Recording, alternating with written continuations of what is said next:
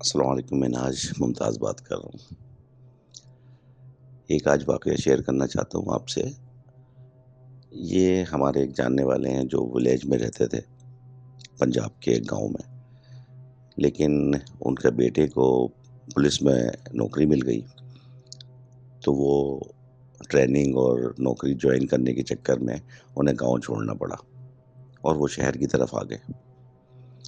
अब पुलिस की 1 डेढ़ साल की ट्रेनिंग और 1 डेढ़ साल जब जॉब उसने कर ली, तो तकरीबन 2 ढाई 3 साल बाद उसने अपने गाँव में जो दूसरे रिश्तेदार थे, उधर जाने का फैसला किया।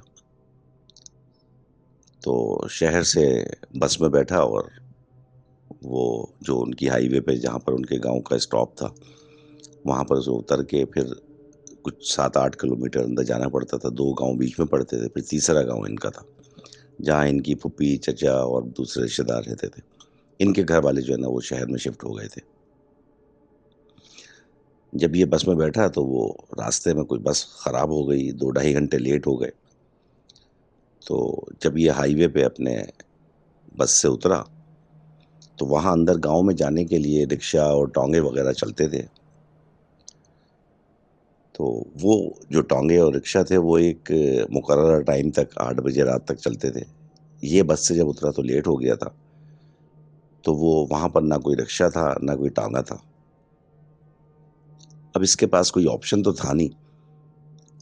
इसने कहा मैं पैदल चला जाता हूँ, वरना ये हाईवे पे खड़ा रहेगा। इसके पास एक छोटा-सा बैग था, सामान तो था नहीं उसमें 3-4 जोड़े कपड़े के थे और एक मिठाई का डिब्बा। तो इसने बैग लिया और वो पैदल चलना शुरू कर दिया अपने गाँव की तरफ। 2 ढाई किलोमीटर चला तो एक गाँव आया पहला।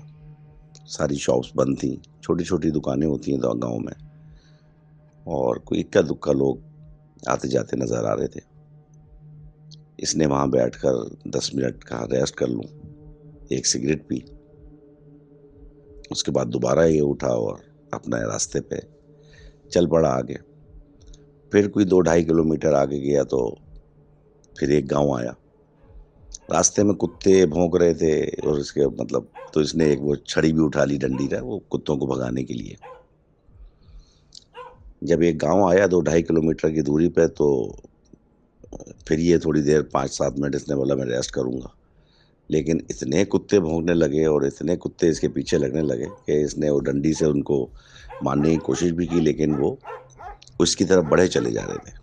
तो इसको थोड़ा-सा खौफ भी आया कि रात में यहाँ कोई है नहीं और ये अगर इन्होंने कुत्तों ने हमला कर दिया तो ये अपने पीछे हटना शुरू हुआ। तो ये पीछे क्या देखता है कि पीछे एक पुराना-सा घर है बिल्कुल टूटा-फूटा सा, उसका गेट है। तो ये उससे बिल्कुल यानी कि लग गया पीछे जाके ना और कुत्ते जो है ना वो उसकी तरफ देख के भौंके चले जा रहे थे। फिर इसने ऐसा महसूस किया कि जैसे कुत्ते इसकी तरफ नहीं देख रहे हैं बल्कि किसी और तरफ भी देख रहे हैं नज़र।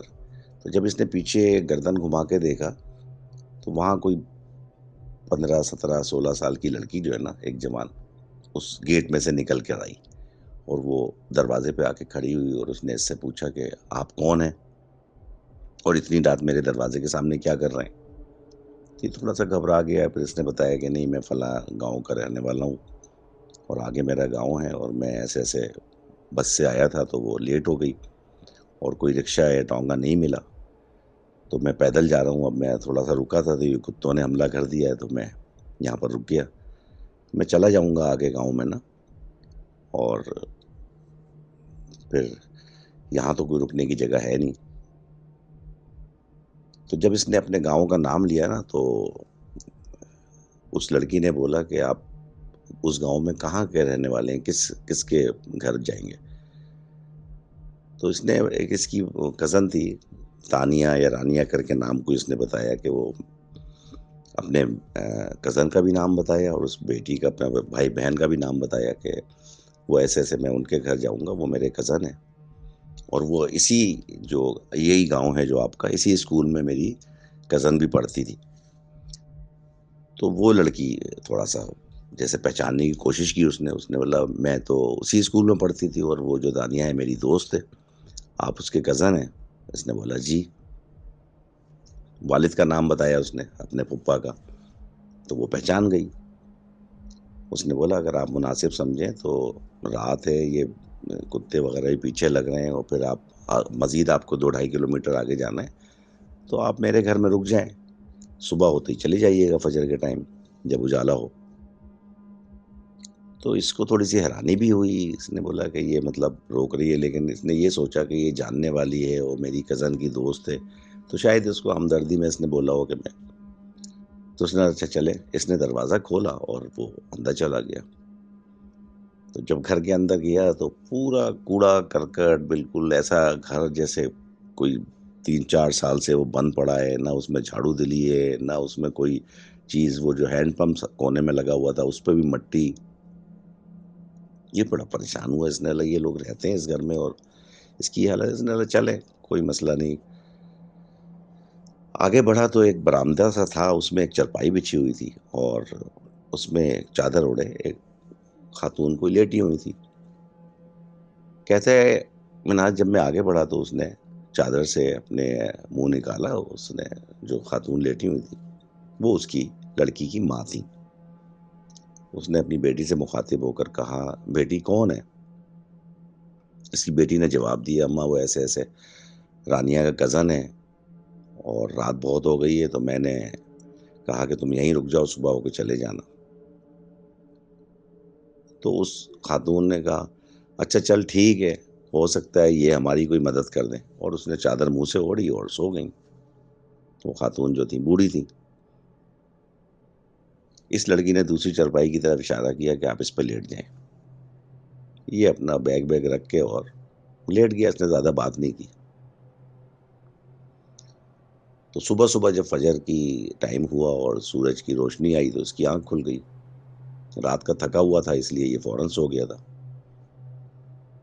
जब ये सुबह-सुबह उठा तो इसने बराबर वाली चारपाई पे देखा तो ना वहाँ पर चारपाई थी, ना वो खातून थी और ना ही वो लड़की। तो एक कमरा था अंदर, ये बरामदे में सो रहे थे। तो इसने कमरे का दरवाज़ा खोलना मुनासिब नहीं समझा। इसने कहा अब ये सुबह रोशनी हुई होगी तो मुझसे पहले इन्होंने चारपाई अंदर डाल ली होगी और वो जो इनकी खातून की बेटी थी जो रात को मिली थी, वो भी अंदर ही कमरे में सो रही होंगी। तो इसने उस कमरे में झाँकना मुनासिब नहीं समझा।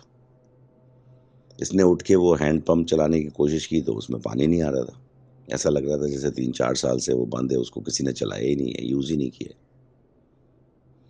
तो ये अपना बैग उठा के और बस दरवाज़े से निकला और अपने गाँव की तरफ चल दिया। आधे 1 घंटे में ये अपने गाँव पे पहुँच गया।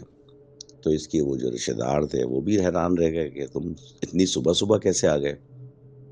ख़ैर इसने बताया कि ऐसे-ऐसे गाड़ी आई थी, तो वो लेट हो गई थी रात को, तो मैं फिर एक जगह रुक गया था। लेकिन वो जो लड़की के घर रुकने का किस्सा था, ये बीच में स्किप कर गया। उन्होंने पूरी बात नहीं बताई अपने कज़न को। उसने कहा, "चल ठीक है, कोई थोड़ा-सा आराम कर ले, तो नाश्ता-वाश्ता कर, तो फिर हम निकलते हैं, थोड़ा-सा चक्कर-वक्कर लगा के आते हैं।"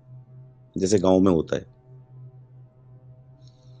सो तो ये गया था, नींद तो इसकी पूरी हो गई थी। ये थोड़ा-सा फ्रेश हुआ, मुँह-वुँह धोया, तो कपड़े-वपड़े चेंज किए, नाश्ता किया, तो इसका कज़न ने कहा कि चलो चलते हैं कहीं बाहर चक्कर लगा के आते हैं। खुश हो गए दोनों, बहुत दिनों बाद मिले थे।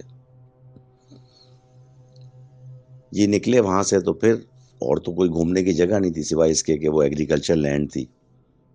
इसने वापस इसके क्योंकि दिल में तजस्सुस था, ज़हन में एक बात मतलब अटकी हुई थी। इसने अपने कज़न से कहा कि यार ऐसा करते हैं उसी तरफ वापस चलते हैं, जिस गाँव की तरफ से ये रात को तो ये वॉक करते हुए फिर उसी गाँव की तरफ आ गए। जब ये उस घर के सामने से गुज़रा तो उसने अपने कज़न से पूछा कि यार ये कैसा घर है? मतलब बंद पड़ा है, बिल्कुल वीरान सा, इसमें कोई रहता नहीं है? इसने कहा नहीं यार इसमें कोई नहीं रहता, बंद पड़ा हुआ है। तो इसके दिमाग में क्योंकि एक तजस्सुस था, इसने बोला चलो यार खोल के देखते हैं घर को, अंदर कोई है तो। ये ज़हन में ये सोच रहा था कि अगर अब उसकी माँ या वो लड़की उठ गई हो, तो मैं उसका शुक्रिया अदा कर दूँ। तो उसके कज़न ने कहा, "यार इस घर में जाके तुम क्या करोगे? ये बंद पड़ा हुआ है।" बोला, "चलो देखते हैं यार किसका घर है, कैसे कब से बंद पड़ा हुआ है।" ख़ैर वो था तो गाँव का ही रहने वाला। 2 ढाई साल पहले, 3 साल पहले वो शहर शिफ्ट हुआ था।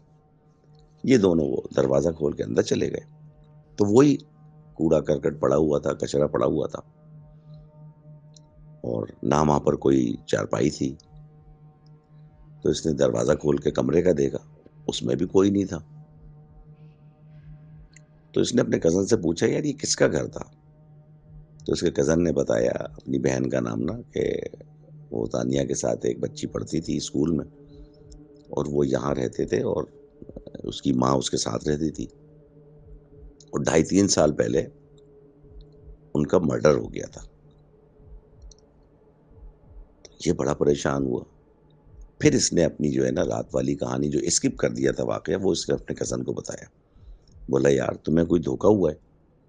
मैं तो रात को आ गया था और मैं यहाँ से गुज़र रहा था तो ये कुत्ते-वुत्ते भौंकने लगे तो मैं यहाँ से एक लड़की निकली, उसने इसका रानिया का नाम लिया और मेरी कज़न का, तुम्हारी बहन का, और कहा कि मैं उसके साथ पढ़ती हूँ स्कूल में और आप रात को यहाँ रुक जाएँ और सुबह चले जाइएगा। तो मैं तो रात को यहाँ पर रुक के गया हूँ और इसकी माँ इधर बराबर वाली चारपाई पे सो रही थी, उसकी बराबर वाली चारपाई पे मैं सोया हूँ और तुम कह रहे हो कि 3 साल पहले मर्डर हो गया था।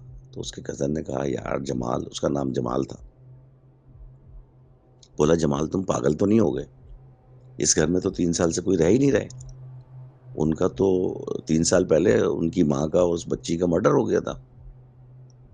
अब इसके ज़हन में जो है ना अजीब से सवालात उठने लगे। इसने बोला कि यार उन्होंने तो रात को सोते वक़्त उस खातून ने कहा था कि चल अच्छा हुआ, ये शायद हमारी कोई मदद कर दे। तो उस वक़्त तो मैं ये समझा था कि शायद ये फ़ाइनेंशियली कोई कमज़ोर हैं, तो मैं सुबह उठते हुए इनको कुछ पैसे दे के चला जाऊँगा, मदद के तौर पे। लेकिन अब मुझे लग रहा है कि ये इसने मदद का क्यों कहा? तो ख़ैर ये परेशान होके और पूरा मतलब दिन ये उसी सोचों में डूबा रहा और वापस अपने गाँव आके लेट गया। जब ये सो गया तो ख्वाब में इसको वही लड़की नज़र आई और इसने इससे कहा कि मैंने बहुत से लोगों को मदद के लिए कहा, मेरी वालिदा ने बहुत से लोगों को मदद के लिए कहा, हमारी मदद कोई नहीं करता। और इसने अपना वो पूरा किस्सा जो है ना इसको ख्वाब में एक फ़िल्म की तरह चला के दिखा दिया। गाँव के कुछ औबाश किस्म के लड़के थे, वो इनके घर घुसे, इस बच्ची की असमत दरी करने की कोशिश की, ज़्यादती करने की कोशिश की और सेल्फ डिफेंस के चक्कर में इसने रोका-राका, तो वो इसने इसको मर्डर कर दिया उन लोगों ने इसका। और जब माँ ने इसको बचाना चाहा, तो वो माँ को भी उन्होंने कत्ल कर दिया और उसी जगह जो है ना खोद के कहीं इन्होंने उसको दफ़ना दिया। अब ये इसकी ख्वाब में जब इसको ये सब कुछ किस्सा पता चला तो ये और परेशान हो गया। इसने बोला मैं इनकी मदद करूँगा। अच्छा क्योंकि अब ये पुलिस में नौकरी कर चुका था और पुलिस में था, तो इसको थोड़ा-सा हौसला भी था। इसने सुबह उठ के ना वहाँ पर लोगों से पता करना शुरू किया और उसका जो इलाके का थाना था ये वहाँ गया। वहाँ जाके अपना तारुफ़ कराया और ऐसे-ऐसे पूछा कि ऐसे-ऐसे मर्डर हुआ था। तो इसने वो पुरानी फ़ाइल जो है ना केस खुलवाने की कोशिश की। तो पुलिस में होने के नाते इसको कुछ रिकॉर्ड मिल गया। वहाँ के थानेदार ने उसको कोऑपरेट किया। तो पता यही चला कि वहाँ गाँव के जो 2-3 लड़के हैं वो केस हुआ था लेकिन ज़ाहिर-सी बात है वो असर-रसूख वाले थे। केस क्लोज़ हो गया बस वो फ़ाइल की ज़ीनत बन गया और उनका कोई फ़ाइनल रिज़ल्ट नहीं निकला। इसने कहा कि मैं ये केस दोबारा खुलवाना चाहता हूँ। तो थानेदार ने कहा भी कि साहब रहने दें, बहुत दिन अरसा हो गया है और ये असर-रसूख वाले लोग हैं, यहाँ के बड़े खाते-पीते चौधरियों के बच्चे हैं और आप कहाँ इस चक्कर में पड़ रहे हैं। लेकिन ये माना नहीं, इसने कहा नहीं ये केस खोलो। तो उन्होंने कहा कि नहीं ये तो बहुत लंबी कहानी हो जाएगी। बहरहाल इसने उस केस से उन लड़कों के नाम और घर के एड्रेसेस नोट कर लिए, क्योंकि वो कौन लड़के थे। और इसने फिर दूसरे तरीके से उसको डील करने की कोशिश की। इसने अपने पुराने लोग या कोई पुलिस के लोग मिलके कोई 1 हफ्ते के अंदर-अंदर पता ये चला, क्योंकि इसने अपने कज़न वगैरह को कुछ नहीं बताया। पता ये चला कि उसने जो है ना इल्लीगली उसको कहेंगे, क्योंकि कानून के तरीके से तो उनको सज़ा नहीं हुई। इसने उन तीनों लड़कों का मर्डर करवा दिया।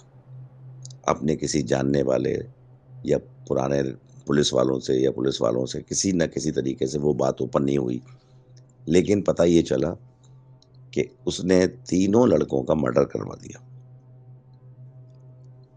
और उसके बाद फिर 1 हफ्ते बाद जब ये वापस अपने घर आ गया, तो फिर इसको ख्वाब में नज़र आई वही लड़की, वही खातून। और इसने बड़ा शुक्रिया अदा किया इसका कि बेटा कोई भी हमारी मदद नहीं करता था, लेकिन तुमने हमको इंसाफ फराहम कर दिया, तुमने हमारी मदद की, तुम खुश रहो बहुत। तो ये किस्सा जो है ना बड़ा अजीब-सा था, मैंने कहा मैं आपसे शेयर करूँ। तो आगे इंशाअल्लाह फिर आपसे बात होती रहेगी।